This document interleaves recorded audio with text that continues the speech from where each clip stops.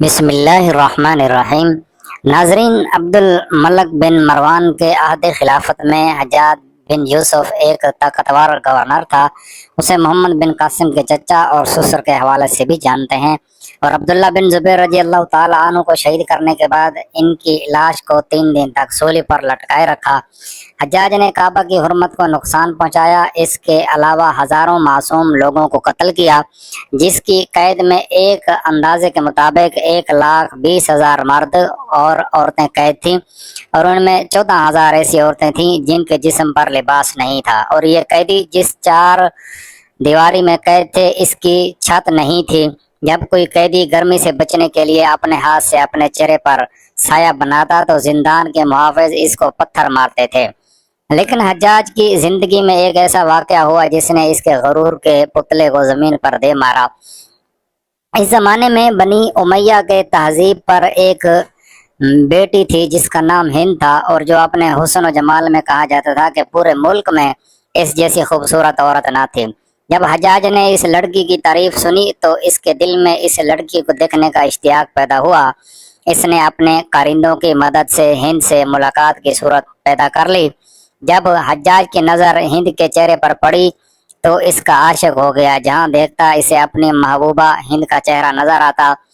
چنانچہ حجاج نے ہند کو حاصل کرنے کی کوشش شروع کر دی۔ جدوجہد کے بعد اس کا نکاح ہو گیا، اور حجاج ہند کی ہر طرح سے عزت کرتا اور ہر طرح سے اس کی خوشی حاصل کرنے میں لگا رہتا تھا۔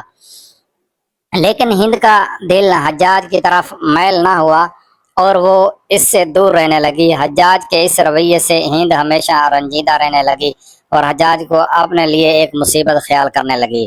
ادھر حجاج اسے ہر وقت رنجیدہ دیکھ کر اور زیادہ سختی سے پیش آنے لگا۔ جب حجاج کا دل ہند سے بالکل اتر گیا تو اس نے انتہائی غصے کے ساتھ عبداللہ بن طاہر کے ذریعے 2 لاکھ درہم ہند کے پاس بھیجے اور کہلوا بھیجا کہ میں نے تجھے طلاق دی، تیرے مہر کے 2 لاکھ درہم تجھے بھجوا رہا ہوں، اب جہاں تیرا جی چاہے چلی جا۔ ہند نے نہ صرف اپنے حسن و جمال پر ناز تھی بلکہ اپنی میں بھی یکتا تھی۔ اس نے پیغام لانے والے سے کہا کہ مبارک ہو، تو نے مجھے ایک ایسی خوشخبری سنائی کہ میں اس پر جتنی خوشی مناؤں کم ہے۔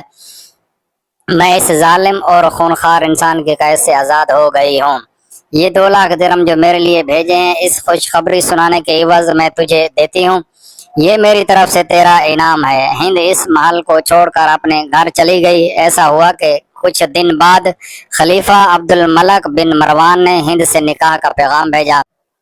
ہند نے پیغام لانے والے سے کہا کہ نکاح تو ہو سکتا ہے، لیکن میری ایک شرط ہے کہ حجاج بن یوسف خود اونٹ کی مہار پکڑ کر مجھے آپ کے محل تک لے کر آئے۔ خلیفہ نے جب حجاج کو یہ حکم دیا تو وہ دم بخود رہ گیا، مگر اس کی کیا مجال تھی کہ جو اللہ کے خلیفہ کے حکم کی نافرمانی کرتا۔ حجاج وہاں سے روانہ ہو کر ہند کے مکان پر آیا۔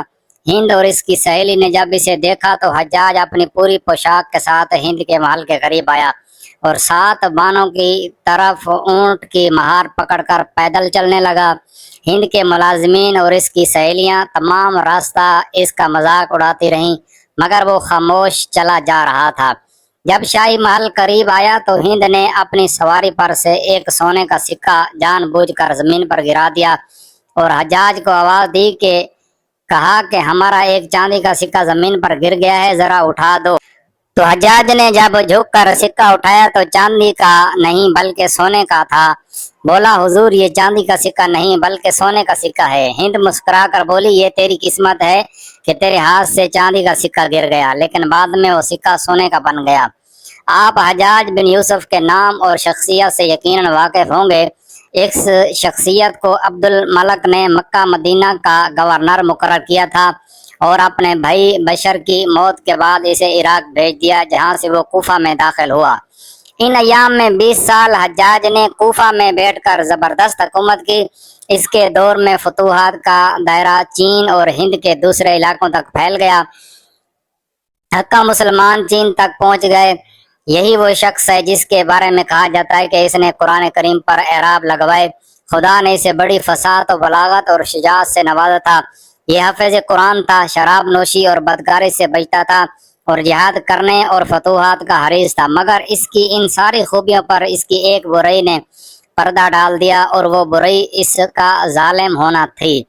تمام خوبیوں کے باوجود بہت بڑا ظالم تھا۔ اس نے اپنی زندگی میں خون خوار درندے کا روپ اختیار کر لیا تھا۔ ایک طرف اس کے دور کے نامور مجاہدین قتیبہ بن مسلم، محمد بن قاسم اور موسیٰ بن نصیر کفر کو مٹانے میں پیکار تھے، اور دوسری طرف وہ خود خدا کے بندوں اور اولیاء اور علماء کے خون سے ہولی کھیل رہا تھا۔ تاریخ کے مطابق حجاج بن یوسف نے 1,20,000 انسانوں کو قتل کیا۔ اس کے جیل خانوں میں ایک ایک دن میں 80,000 قیدی وقت گزارتے تھے، جن میں 30,000 عورتیں ہوتیں، اور ان میں 4,000 ایسی عورتیں تھیں جن کے جسم پر لباس نہیں تھا۔ یہ قیدی ایک ہی چار دیواری میں قید تھے اور قید خانے کی چھت بھی نہیں تھی۔ یہ شاید پوری تاریخ کا ایک ہولناک اور شرمناک واقعہ ہوگا جس میں اس طرح عورتوں کو برہنہ کر کے ان کی تصویر کشی کی گئی اور ان کو ویسے ہی برہنہ مردوں کے ساتھ قید کر دیا گیا۔ ناظرین گرامی، جب کوئی برہنہ عورت گرمی سے بچنے کے لیے اپنے ہاتھ سے اپنے چہرے کا سایہ بناتی تو زندان کے سپاہی اس کو پتھر مارتے تھے، اور ظلم کی حد تو یہ کہ انہیں جو کی ریت ملا کر کھانا دیا جاتا تھا اور پینے کے لیے گندا پانی مہیا کیا جاتا تھا۔ یہی وہ ظالم شخص تھا جس نے کعبہ پر حملہ کر کے خوبصورتی کے مکان پر حملے کی پہل کی۔ واقعے کے ٹھیک 8 سال بعد یعنی 72 ہجری میں جب عبد الملک بن مروان حکمران تھا اور حجاز کے مقدسات میں حضرت عبداللہ بن زبیر رضی اللہ تعالیٰ عنہ کی حکومت تھی، تب ایک لشکر حجاج بن یوسف کی قیادت میں مکہ پر حملہ آور ہوا۔ عبد الملک نے کئی لوگوں کو مکہ پر حملہ کرنے اور حجاز پر قبضہ کرنے کو کہا تھا، مگر سب نے حرم شریف کو جنگ و جدل کا مرکز بنانے سے انکار کر دیا۔ لیکن حجاج بن یوسف جو کہ انتہائی ظالم و جفا فطرت کا انسان تھا اور اس کے دامن پر بہت سے صحابہ کے خون کے چھینٹے تھے، اس نے اس حکم کو قبول کر لیا اور مکہ پر حملہ آور ہو گیا۔ ماہ رمضان المبارک کے مہینے میں جب اپنے خطوں سے بھی یہاں مسلمان عبادت کے لیے آ جاتے ہیں، تب حجاج نے مکہ کا محاصرہ کر لیا اور سنگ باری شروع کر دی۔ پتھروں کی بارش اس قدر زبردست تھی کہ لوگوں کو اپنے سر بچانا مشکل ہو گیا اور وہ مکہ چھوڑ کر بھاگنے لگے، یہاں تک کہ لوگوں کے پاس کھانے پینے کے لیے کچھ بھی نہ رہا اور دانے دانے کو ترسنے لگے۔ سنگ باری کے دوران ایک بڑا پتھر خانہ کعبہ کی چھت پر آ گیا، جس سے کعبہ کی چھت گر گئی۔ اس وقت زبردست آسمانی بجلی کڑکی جس سے لوگوں کے دل دہل گئے اور خوف کا ماحول بن گیا۔ طاقتور آواز کے ساتھ اس سے حجاج کی فوج کے کئی لوگوں کی موت ہو گئی۔ 3 دن تک مکہ اور اس کے آس پاس کے علاقوں میں اندھیرا چھایا رہا، مگر حجاج نے اپنے لوگوں کو بھروسہ دلایا کہ بجلی اور بادل ایک فطری معاملہ ہے، اس سے خوف زدہ ہونے کی ضرورت نہیں ہے۔ اس نے خود اپنے ہاتھوں سے کعبہ میں پتھر رکھنا شروع کیے، تب جا کر فوجیوں کی جان میں جان آئی اور یہ سلسلہ جاری رہا۔ عبداللہ بن زبیر رضی اللہ تعالیٰ عنہ خانہ کعبہ میں نماز پڑھتے تھے اور ان کے ارد گرد پتھر آ کر گرتے تھے۔ آخرکار وہ اور ان کے ساتھی اس لڑائی میں شہید ہوئے اور مکہ پر حجاج بن یوسف کا قبضہ ہو گیا۔ روایت کے مطابق حضرت عبداللہ بن زبیر کا سر کاٹ کر اسے مکہ کے نالے میں لٹکا دیا گیا اور جسم کو سولی پر لٹکا دیا۔ اس شہر میں داخل ہو کر ہر طرف پتھر بکھرے اور خون کے ڈبے لگے ہوئے تھے، تو حجاج نے اس کی دوبارہ تعمیر کی، جس نے تمام اہل وطن کو عبداللہ بن زبیر رضی اللہ تعالی عنہ کا قاتل سمجھ کر اس پر سختیاں کیں اور سبا کو تکلیف پہنچائی۔ ناظرین گرامی، عراق کے لوگ اس ظلم و ستم سے نہال اور پریشان اور تنگ تھے۔ اسی وجہ سے ان کی ہر وقت یہی دعا اور التجا تھی کہ کسی طرح اس ظالم شخص سے جان چھوڑ جائے۔ ایک مرتبہ حجاج بن یوسف اپنے محل کے دریچے میں بیٹھا ہوا تھا اور کچھ عراق کے وزراء بھی اس کے ساتھ بیٹھے تھے۔ ایک نوعمر لڑکا وہاں سے گزرا اور اس نے محل کو دیکھ کر کہا، کیا اونچی اونچی عمارتیں اور مضبوط قلعے بناتے ہو؟ اس کا کیا فائدہ ہے اس خیال سے کہ ہمیشہ جیتے رہو گے، حالانکہ یہ سب فانی ہے۔ حجاج نے لڑکے کو بلایا اور کہا کہ تو عقل مند اور ذہین معلوم ہوتا ہے، مجھے کچھ نصیحت کر۔ لڑکے نے قرآن کی ایک آیت پڑھی جس کا ترجمہ تھا، جب خدا کی مدد اور فتح آئی تو دیکھا کہ لوگ دین سے فوج در فوج نکلتے جا رہے ہیں۔ حجاج نے کہا کہ تو نے آیت کو غلط پڑھا، اس آیت کا ترجمہ ہے کہ دین میں لوگ داخل ہو رہے ہیں۔ لڑکے نے جواب دیا کہ بے شک پہلے داخل ہی ہوتے تھے، مگر اب تیرے دور میں تیری وجہ سے نکلتے جا رہے ہیں، اس لیے میں نے اس کو ایسے پڑھا ہے۔ حجاج نے کہا کہ تو جانتا ہے کہ میں کون ہوں؟ لڑکے نے جواب دیا کہ ہاں میں جانتا ہوں کہ میں زمین کے شیطان سے مخاطب ہوں۔ حجاج نے کہا کہ تو دیوانہ اور گستاخ معلوم ہوتا ہے، یہ بتا کہ امیر المؤمنین کے بارے میں تیرا کیا خیال ہے؟ لڑکے نے جواب دیا کہ اللہ ابو بکر یعنی حضرت علی رضی اللہ تعالی عنہ پر رحمت کرے۔ حجاج نے کہا کہ میں نے عبد الملک بن مروان کے بارے میں پوچھا۔ لڑکے نے جواب دیا کہ اس کے تو اتنے گناہ ہیں کہ زمین و آسمان میں بھی نہیں سما سکتے۔ حجاج نے کہا کہ اچھا میں بھی تو سنوں کہ اس نے کون سا گناہ کیا؟ لڑکے نے جواب دیا کہ اس کا ایک گناہ تو یہ ہے کہ تجھ جیسے ظالم کو کپتان بنا دیا جو رعایا کے مال کو مباح اور خون کو حلال سمجھتا ہے۔ حجاج نے اپنے ساتھیوں کی طرف دیکھا اور پوچھا کہ اس لڑکے کے بارے میں کیا کہتے ہو؟ سب نے کہا واجب القتل ہے کیونکہ یہ بہت بڑی جماعت سے الگ ہو گیا ہے۔ لڑکے نے جواب دیا کہ تم سے اچھے تو فرعون کے ساتھی تھے جنہوں نے کہا تھا کہ حضرت موسیٰ اور ان کے بھائی کے قتل کے بارے میں جلدی نہ کرو۔ تم لوگ محض خوشامد کی وجہ سے بغیر سوچے سمجھے میرے قتل کا فتویٰ دے رہے ہو۔ حجاج نے سوچا کہ اس معصوم لڑکے کے قتل سے کہیں کوئی شورش برپا نہ ہو جائے، اس لیے اس کے قتل کا ارادہ ملتوی کیا اور اسے سزا دینے کے بجائے نرمی سے کلام کیا اور کہا کہ لڑکے تمیز سے بات کر اور اپنی زبان کو قابو میں رکھ، یا میں نے تیرے واسطے 4000 درہم کا حکم دیا ہے، جا اپنی ضرورتیں پوری کر۔ لڑکے نے جواب دیا کہ مجھے ان کی ضرورت نہیں، اللہ تیرا منہ سفید اور تخت اونچا کرے۔ حجاج نے اپنے ساتھیوں سے پوچھا کہ اس کی بات کا مطلب سمجھتے ہو؟ سب نے کہا نہیں۔ تو وہ خود کہنے لگا کہ اس نے مجھے بد دعا دی ہے کہ میرا منہ سفید ہو، یعنی موت کا وقت آئے اور مجھے سولی پر لٹکا دیا جائے۔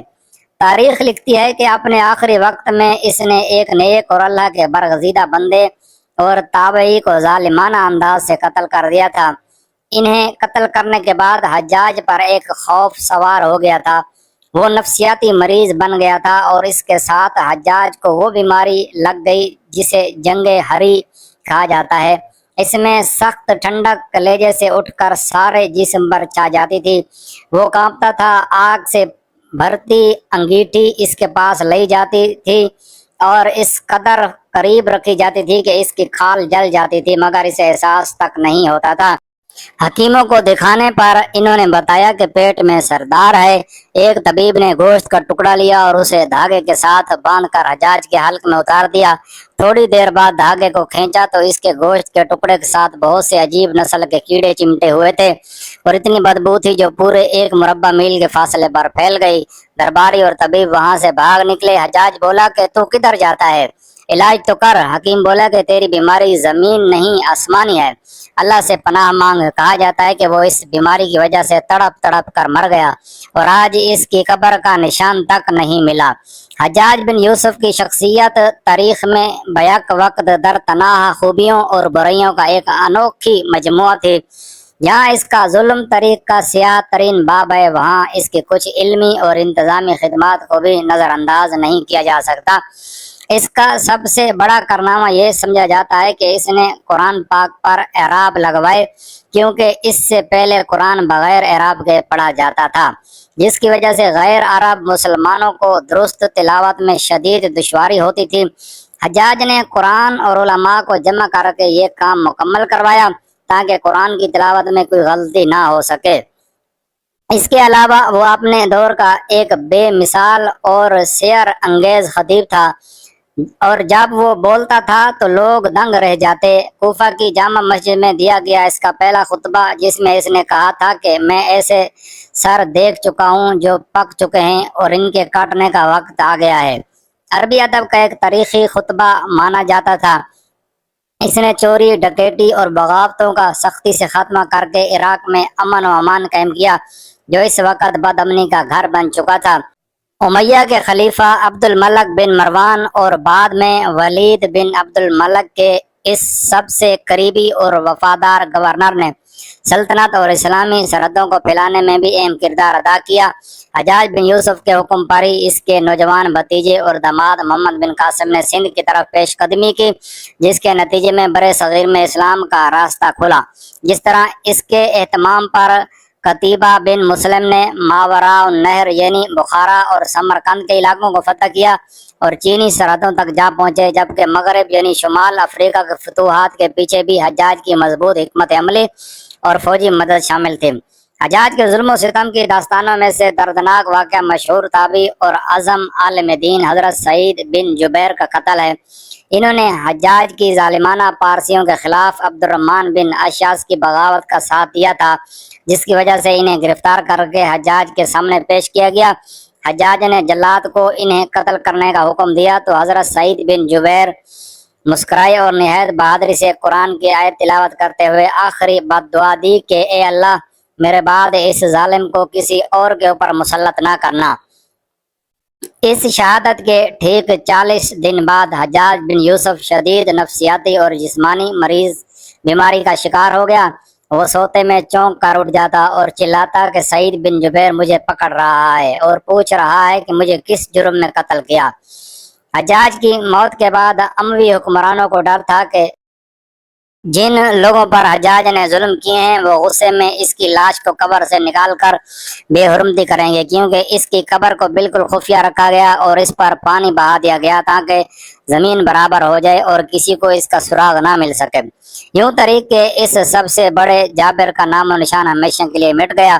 محترم دوستو، یہ تھی ہماری آج کی ویڈیو کیسی لگی کمنٹ کر کے ہمیں ضرور بتائیے گا۔ انشاءاللہ ملاقات ہوتی ہے اگلی ویڈیو میں، تب تک کے لیے اپنا اور اپنے پیاروں کا ڈھیر سارا خیال رکھیے گا۔ اللہ نگہبان۔